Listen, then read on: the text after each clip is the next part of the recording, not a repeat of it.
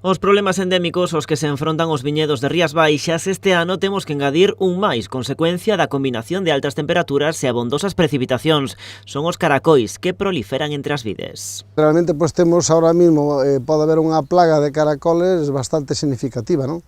Eso, sobre todo en cepas novas, que teñen moi pouquiños brotes, cando se está en formación teñen 2, 3 brotes como máximo, aí sí que pode haber problemas cos caracois. Coas altas temperaturas para esta época do ano, moitas viñas teñen xa os seus primeiros gromos, algo que gustan os caracois, que continúan nos viñedos atraídos pola humidade. O problema afecta sobre todo ás cepas novas, as máis vellas poden ser máis resistentes. As plantacións máis vellas, pois bueno, xa teñen máis vegetación, aunque un caracol poida afectar unha folla ou un brote, pois tampouco pasaría nada, pero sí que nas plantacións novas que teñen 2, 3 brotes, dado o ano que veu húmido e que é un calor, pois sí que hai bastante caracol. Para esta praga hai dúas solucións, por unha banda tratamentos, pola outra recollelos á man. A man se recollen fácil, están todos xuntos, suelen estar detrás das cepas, aí todos acochados, entón é fácil de recoller.